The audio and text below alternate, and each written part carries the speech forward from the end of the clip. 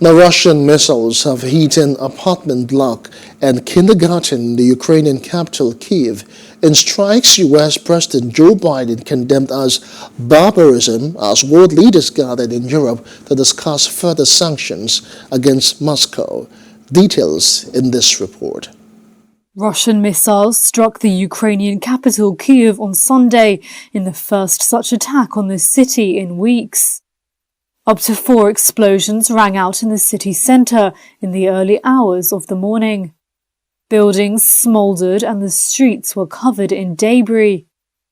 Ukraine's police chief Ihor Klimenko said at least 5 people had been wounded. Authorities said several people were trapped in the rubble of destroyed buildings. Footage shared by Ukraine's Ministry of Emergency showed a 7-year-old girl being carried out of a damaged building on a stretcher. Kyiv's mayor Vitaly Klitschko said the child's mother was still stuck under the rubble. We listen the voices under the crash, and we know the couple of people inside. The renewed strikes on Kyiv come as world leaders from G7 countries gather in Europe to discuss further sanctions against Moscow. The Western alliance supporting Kyiv has been starting to show signs of strain as leaders fret about the growing economic cost, including surging food and energy prices.